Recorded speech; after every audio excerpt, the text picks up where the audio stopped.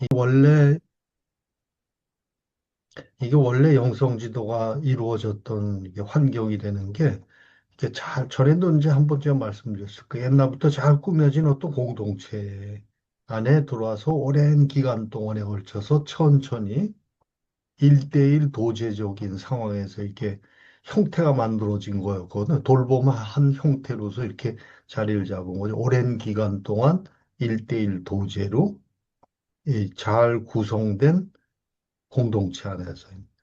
그러니까 그게 기술이나 테크닉이 아니고 같이 사는 살면서 삶에서 우러나오는 그런 이제 하나의 그 예술적인 예술적이라는 말, 뭐 아트라는 말, 영어의 아트라는 말이 기술도 아니고 예술도 아니고, 자, 이게 섞인 말 아니에요. 이제 좋은 의미인데, 번역이 되면 이게 없어져. 한쪽이 날아가 버리는데, 그게 아트지, 단순한 어떤 기술적인 그런 게 아니라.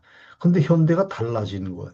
옛날처럼 그렇게 한가하고 잘 짜여진 공동체도 없고, 한가하게 시간이 오래 주어지지도 않고, 이 잘 알려진 고정된 어떤 마스터가 있어서 구루죠, 구루. 구루가 있어서 그 자기 삶을 내어주면서 상대방을 정말 이렇게 가족처럼 케어해주는 그런 사람도 찾아보기 어렵고 또 그걸 찾아가는 사람들도 자기 목숨을 걸고 옛날에 사막을 들어가는 것처럼 목숨 걸고 신앙을 위해서 기도를 그냥 목숨 걸고 이렇게 하는 사람도 별로 없단 말이에요, 지금 뭐 그런. 그러니까 상황이 굉장히 달라진 거죠. 그러니까 순수하게 하나님과의 관계를 더 간절히 열망하는 것보다는 당면한 삶의 위기나 고통, 무너진 관계, 이런 걸 회복하기 위해서 긴박하고 절실한 문제를 안고 이걸 이제 신앙적으로 해결하기 위해서 찾아오게 되는 경우가 대부분이란 말이에요. 그 현실이 그러니까 비교적 뭔가를 비교적 짧은 시간에 해결해 줘야 돼. 우리 상황이 그래요, 사실은. 천천히 두고두고 이렇게 할 수 있는 컬처, 이 환경이 아니다. 그러니까 그런 부담이 있는 거죠. 그러니까 영혼 돌봄자는, 영성 지도자는 시간의 제약 속에서 어떤 제한된 시간에서 더 효율적인 어떤 기법이나 접근법을 필요로 하는데 이게 그러니까 어긋나는 거다. 그런 접근법이나 기법은 사실은 별로 없다. 또 삶의 현장에서 심리적인 요소, 영적인 요소를 한꺼번에 다루어줘야 되는 게 당연한 현실로 돼 있다. 그러니까 우리가 책에서 보는 것처럼 이게 영성 지도냐, 상담이냐를 구분하려고 하는 거는 이미 의미가 없어졌다. 우리 삶에서. 제가 계속해서 줄기차게 주장하는 것처럼 그게 이분도 이제 똑같이 얘기를 하더라고요. 그래서 한가하게 신비로운 언어와 애매한 자세로 신학이나 영성을 뭐 논하거나 하나님 임재 연습을 천천히 여유 있게 이렇게 가르쳐 줄 만한 상황이 아니라 그러니까 급박한 만남과 어떤 변화의 순간 속에서 하나님의 음성에 집중해야 되고 경청하는 것, 분별의 방법을 아주 지혜롭게 압축해서 갈 수밖에 없는 상황이 된다. 그러니까 과거에 그 아름답게 듣던 영성가들, 우리가 책에서 보는 것 같은 전통적인 어떤 아름다운 문장이나 영혼 돌봄의 이야기들이 현실적으로는 거의 가능하지가 않고, 훈련 방법이나 접근법 이런 것도 우리 이제 현대적인 이런 사회에 특히 요새는 더 IT 기술이나 이제 줌이나 이런 걸로 하는 상황에서 이제 그 맞춰줘야 된다. 특히 이제 이분도 강조하는 것은 과거의 전통적인 영성 지도와 이 가톨릭의 그 수도원 환경에서 이루어진 거기 때문에 우리 개신교, 특히 복음적인 관점에서는 이런 신학적인 가정이나 접근 자세가 어떤 저, 개선이 있어야 된다. 저하고 똑같은 얘기를 하고 있는 거야.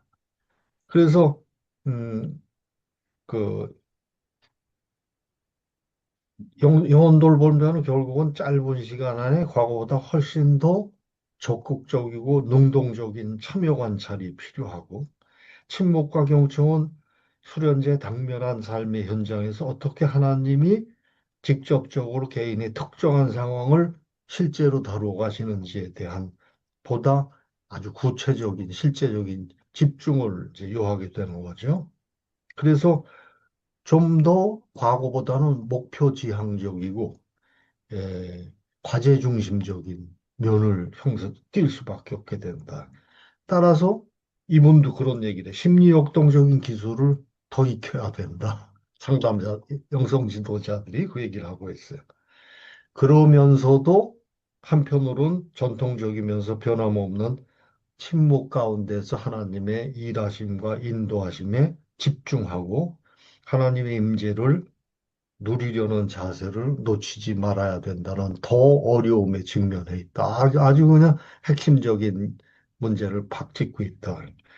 실제로 SDI라고 있어요. Spiritual Directors International이라는 게 있죠. 국제 영성지도 협회라는 게 있어요. 옛날에 저도 거기 들었다가 너무 다원적으로 들어가기 때문에 저는 탈퇴를 해버렸어요. 그런데 거기서 어떤 비공식적으로 조사를 했는데 실제로는 요새 영성 지도자들이 미국을 중심으로 해서 영성 지도 회계를 6회 이상 넘는 경우가 드물다는 겁니다. 조사를 해보니까. 예. 드물는 게 아니고 6회 이상을 넘지 않는 경우가 흔하다. 그렇게 표현되어 있어요. 6회 이상 넘지 않는 경우도 흔하다. 이렇게. 그래서 지금은 뭐가 사실은 주가 되느냐 하면 옛날처럼 아까 얘기한 그런 전통적인 환경에서 천천히 오랜 기간, 몇 년, 5년, 10년, 어쩌면은 더 오랜 기간을 그냥 꾸준히 영혼 돌봄하는 것보다는 개인의 일생에서 어떤 특정한 기간, 간헐적으로 특정한 기간에 이루어지는 거. 이게 현실적인 오히려 대안이 될 수 있다 이거죠. 그래서 단기 영혼 돌봄이 필요하다 그렇게 주장하는 겁니다. 근데 이게 단점이나 위험이 있죠. 크게 두 가지를 들고 있어요. 하나는 너무 판단적이 될 수가 있다. 너무 지적으로 수련자를 단순화하고 쉽게 수련자한테 답을 주려고 하고 그 배너 책에도 보면 쉽게 답을 주려고 그러잖아요. 사실은 말은 천천히 함께 하고 질문을 통해서라고 하지만 예를 자세히 들어온 거 보면 쉽게 뭔가 가이드를 하고 답을 주고 이러는 것다. 그러니까 너무 짧은 시간에 너무 많은 걸 주려고 하는 욕심이 생긴다. 지도자들이 무리가 따르는 거죠. 그다음에 둘째는 에, 지도자들이 불안감을 느낄 수가 있다. 왜냐하면 원하는 걸 주지 못하니까 수련자가 원하는 답을 별로 줄 수가 없기 때문에 자책하거나 뭔가 잘못됐다는 걸 알게 되고 또 수련자 입장에서는 쉽게 저항이 생길 수도 있고 이렇게 해서 이제 서로 잘 안 되는 경우가 이제 실패하는 경우들이 많이 있을 수가 있다. 그다음에 이제 이분이 영성주도 역사에서 특징 두는 좀 제가 관심이 가는 거는 그 사막의 교부들에서부터 영성지도가 시작됐다고 그랬잖아요. 그런데 그 사막의 교부들은 에는 항상 에, 맘마스, 에, 그러니까 영적인 어머니들이 존재했다. 그 얘기를 하고 있어요. 영적 어머니들이. 그러니까 여성들이 오히려 더 많았다. 그런 주장을 하는 거예요. 그 많은 사람들을 그래서 여성들이 영적의 길로 인도하는 역할을 했는데 교회로부터 권위를 인정받지 못했다.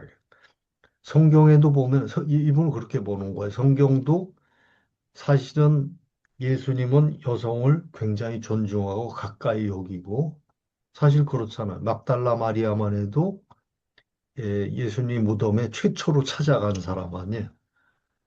또 예수님의 십자가의 죽음을 끝까지 바라다 본 사람들이 주로 여성들이었어요. 거의 다. 요한 빼고는 아마 그럴 겁니다. 그러니까 그런 걸로 봐서는 여성들이 훨씬 더 중요한 역할을 했는데 기록에서 다 사라져 버렸다. 성경에서도 그렇고.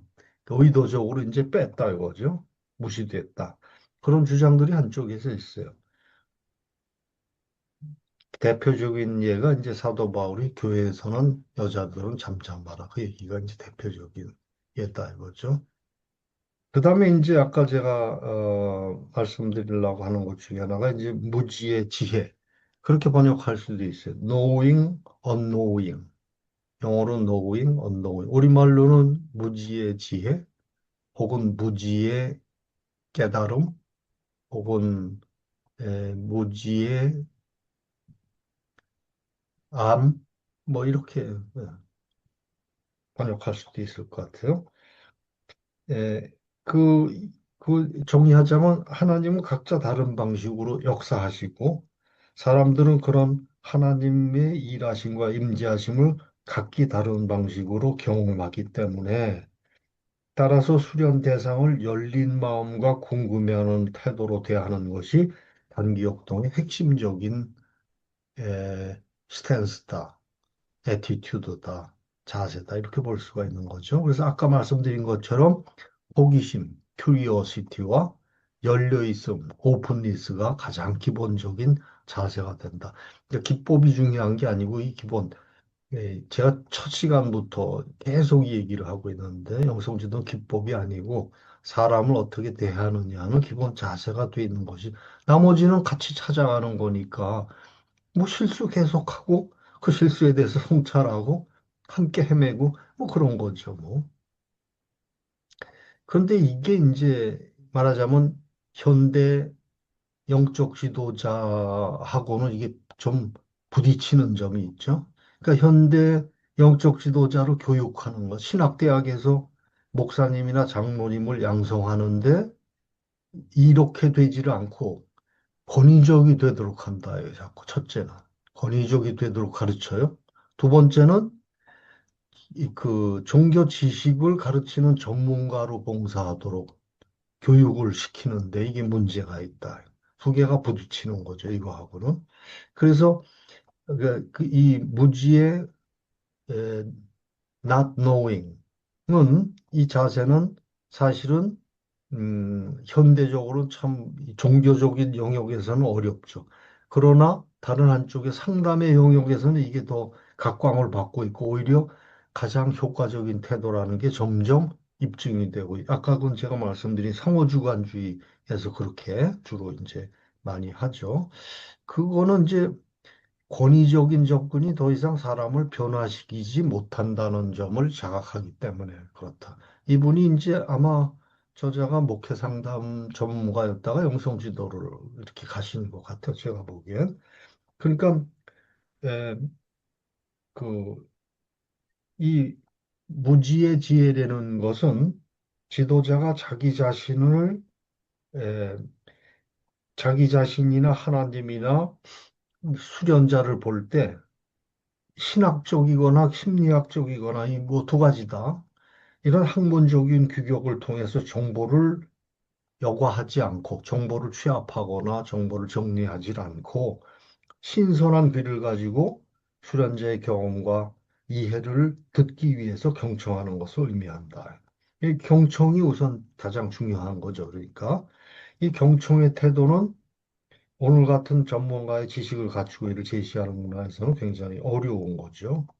그러니까 무지의 태도는 지도자가 가지고 있는 이제까지 발전시키려고 상당히 노력해왔던 학문적이고 사역적인 지식, 목회자로서의 정체성이나 권위에 도전할 것을 요구한다.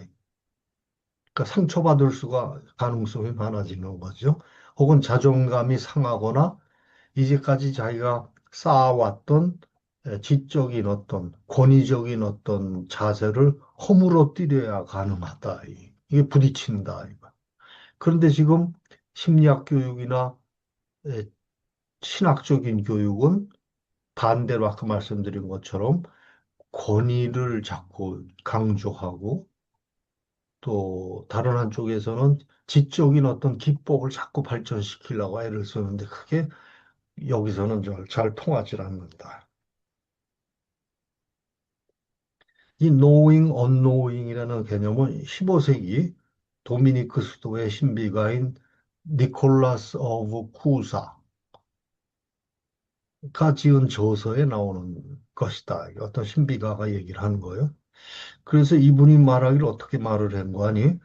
우리가 갈망하는 신적 어둠 속에 놓여 계신 거룩한 분을 결코 보거나 우리는 이해할 수가 없다. 우리는 바로 이러한 무지의 암, 우리가 모르는 데는 널리 지식, 모른다는 깨달음, knowledge of our ignorance를 충분히 우리가 이해한다면은 학습된 무지 속으로 들어갈 수 있다. 무지를 깨달을 수 있다. 우리가 모른다는 사실을. 그러니까 우리한테는 하나님은 신비로서 우리가 결코 완전히 알 수 없는 존재다. 그래서 오히려 그걸 알라고 하지만은, 그러나 한편으로는 신적인 그 신비함, 신적인 어두움을 발견하고 그걸 그냥 누려라. 이렇게 권하고 있다 이거죠. 우리가 하나님이 누구신지를 안다고 생각할 때 우리는 하나님을 이해하는 것으로부터 가장 멀리 떨어져 있다. 역설적이죠? 우리가 우리의 마음과 심령을 잘 안다고 생각할 때 우리는 우리 자신한테서 멀리 떨어져 있는 거다. 그러니까 그걸 내려놓고 놓을 때야 우리는 비로소 하나님께 가까이 자라가는 것이다. 이렇게 얘기를 하는 거죠. 마찬가지로 우리가 어떤 대상을 우리가 잘 안다고 생각할 때 우리는 그를 이해하는 것으로부터 가장 멀리 떨어져 있다. 이거. 따라서 하나님과 다른 사람에 대해서 우리가 모르는 것을 발견하기 위해서 지속적으로 노력할 때 그때만이 우리가 다른 사람이 하나님께 가까이 자라도록 그 사람을 성공적으로 인도할 수가 있다 이거죠. 이것이 바로 영성지도에서의 무지의 입장이다. 그러니까 아까 얘기한 하나님은 결코 우리가 이해할 수 없는 존재다. 늘 도전을 받아요. 하나님이 도대체 이해할 수 없는 분이다. 우리 이해를 넘어서는 분인데 그걸 자꾸 시험이 된다. 우리 삶 속에서. 그런데 그렇게 되면서 제가 요즘하게 느끼는 것은 그 히브리서 11장 6절 믿음만이 하나님을 기쁘시게 할 수 있구나. 그런 생각이 스물스물 한쪽에서 올라와요. 야, 이건 내가 도저히 어떻게 할 수가 없다. 내가 하나님을 도저히 분노와 실망과 원망과 그런 게 자꾸 한쪽에서 나를 도전을 하거든요. 도전을 하는데 이게 끝이 없어요. 그런데 다른 한쪽에서 그래.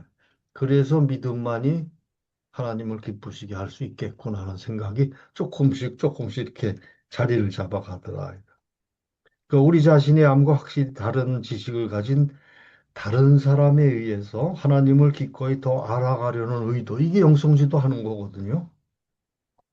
이 자세가 필요하다. 다른 사람을 통해서 우리가 모르는 하나님을 조금만 더 폭넓게 알아가자. 내가 생각했던 어떤 툴이나 방식을 좀 벗어나서 다른 사람이 하나님을 어떻게 찾아가는지를 나도 거기에 참여해서 함께 내 머릿속에 붙어 있는 그 편견을 조금 넘어서 보자. 이게 이제 영성 지도자의 축복이자 주신 은혜의 순간이다. 우리는 하나님을 더 지각하기 위해서 하나님의 빗줄기를 보고 하나님의 맥박을 느끼며 하나님의 세미한 향기를 맡고 거룩한 분의 침묵과 세미한 음성을 듣기 위해서 우리가 알고 있는 것을 비워야 한다. 참 아름답게 표현했죠, 이 부분은. 다시 내가 한번 읽어 드릴게요. 우리는 하나님을 좀 더 잘 지각하기 위해서 하나님의 빗줄기를 보고 하나님의 맥박을 느끼며 하나님의 세미한 향기를 맡고 거룩한 분의 침묵과 세미한 음성을 듣기 위하여 우리가 알고 있는 것을 배워야 한다. 그리고 다른 사람의 삶을 예기치 않던 곳에서 예기치 않던 때에 만나기 위해서 우리를 비워야 된다. 이렇게 되니까 이게 케노시스, 영성이 된다. 케노스, 비우는 거. 빌립보서 2장 1절에서 8절. 하나님의 자유로우신 속성을 보여준다. 빌립보서 2장 1절에서 8절 내가 잠깐 읽어드릴게요.